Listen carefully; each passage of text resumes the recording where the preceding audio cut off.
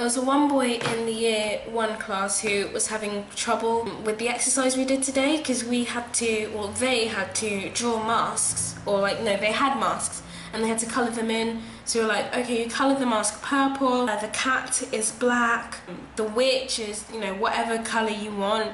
The teacher was like, I want the witch to stand out, because the witch was right in the middle, it was right here, she was right here. And she was like, I want them to use bright colours so the witch can stand out and all of that. The whole class was doing it except him. And she just ripped the boy to pieces. My heart bled for him just because she shouted at him for a good 7 minutes. I'm not going to say 5 because 5 seems too short and 10 seems too long. So keep it at 7, keep it at a happy medium. But yeah, she was just going on and yelling at him. It's like, you just do whatever you want, blah, blah, blah. You never listen to instructions. Your mother this, your mother that. Not in a rude way, but it's his mum says exactly the same thing. Whenever she tells him to do stuff at home, he never does it and he just doesn't listen. And I'm there thinking to myself while she's ripping into him, maybe he has a learning difficulty. Or maybe there's something wrong with him that he can't really process instructions properly. I don't know. I don't know anything about learning difficulties. So then I asked her, I was like, does he have problems? Or are there problems at home and stuff like that? And she was saying that she doesn't know about any learning, she doesn't know if he has any problems, but he just doesn't listen to what other people are saying. And I'm thinking, well, I don't know, could it be autism or something? Because he doesn't speak. He hardly speaks, and he just when she was shouting at him, he was just sat there staring at her. And, I don't know, maybe in Spain, you're meant to look at the teacher when they shout at you, because I know in some cultures, look at me when I'm talking to you kind of thing. But I don't know, he just wasn't reacting to anything she was saying. Then she took away his paper, and he just sat there, on the table with his arms crossed, not saying anything, not doing anything, just sitting there quietly. And I was like, okay, this is weird.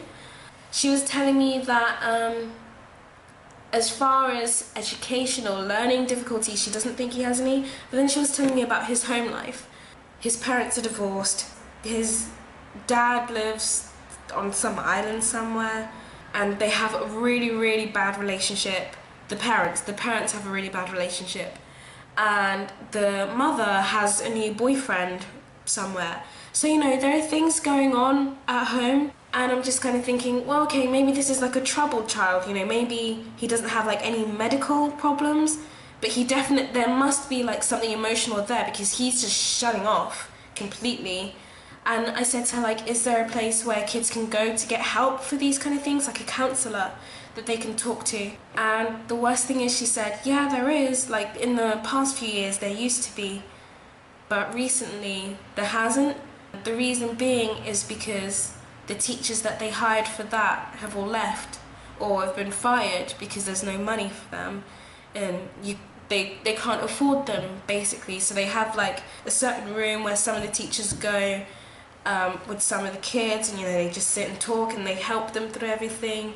But since there is no money to pay for them, there's less and less, which means the students get less help, which is what affects them in classrooms. And I was thinking, okay, so maybe that's it. Maybe he just has some emotional, psychological issues that he needs to release, get over, talk about. And she said, I think he's just lazy.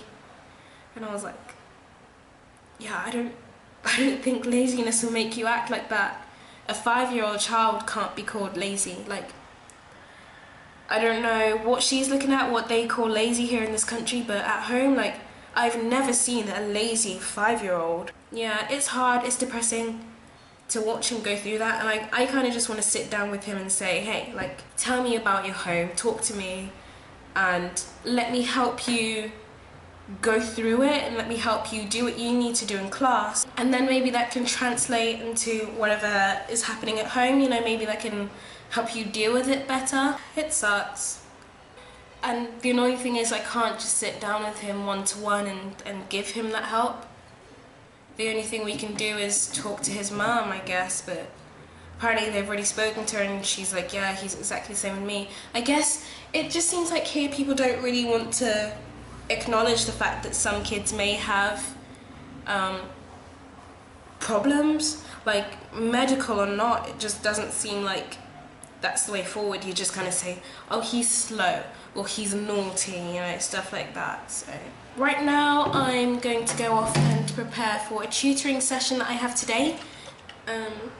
So I've just got marks on my apple cider vinegar here. I don't know why. But yeah, so I've got a tutoring session today at 4 that I need to go prepare for. I don't really know what to prepare, but I'm going to prepare something. I've forgotten how old the kid is, but we're just going to go and, like, I don't know, read some stuff, play some games maybe, like I've been doing with the others this week. And then I'm going to see, like, what level of English the kid has. And then next week, you know, like, I'll prepare something for that level. I'll check on the internet, on Google or something. That should be fun. And then, hopefully, I can go to Capoeira tonight. It is now 5 to 8 at night. I tried to tidy up my bedroom, but like, okay, look, this is like my bedroom floor right now, and that's the table. That kind of does need to be tidied up. I got in from tutoring at about 5:30 I think, so I had to tutor a girl who was really, really nice, by the way. She was a 16-year-old girl and she's so funny. And I think, like, from what I've experienced so far, I definitely prefer tutoring adults than kids, just because you actually have something to talk about. Because, you know, when they say, like, oh yeah, my son or daughter needs tutoring lessons, and it's only to speak English, it's just so they can hear the language, and I'm like, oh yeah, cool. And then I get speaking to them and they're like, I'm like, ugh, really? But, like, with a 16-year-old girl, she actually talks. She talks to me about, like, Robert Pattinson and How I Met Your Mother, Will Smith she likes. So yeah, stuff like that, and we can actually, like, get a conversation.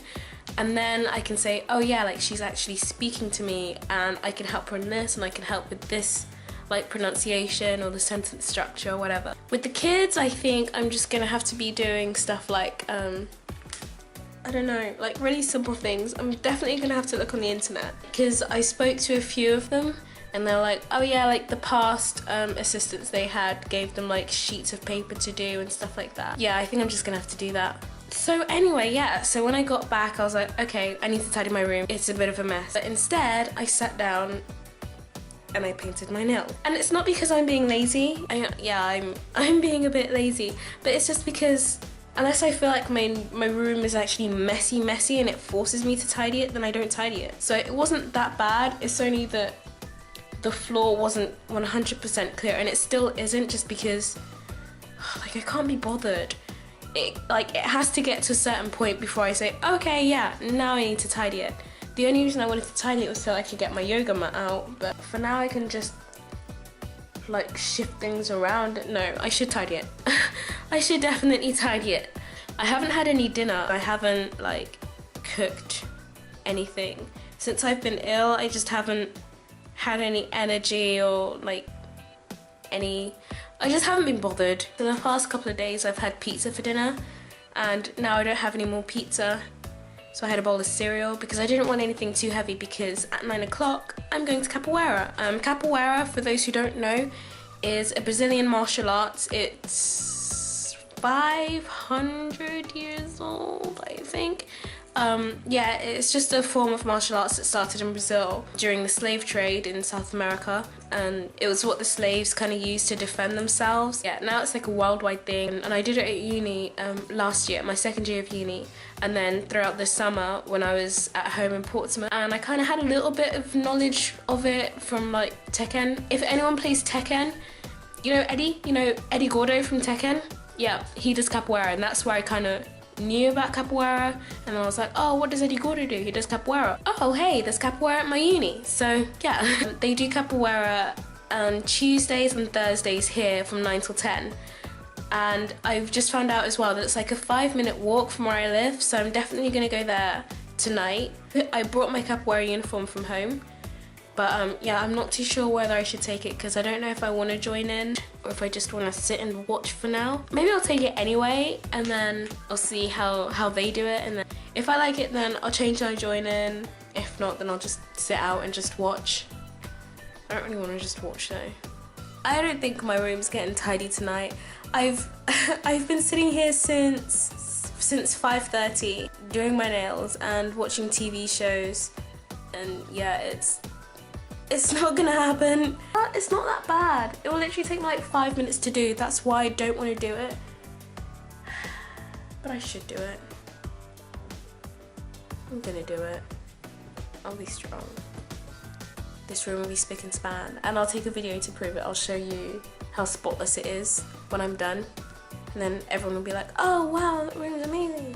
And I'm like, yeah, that's my room.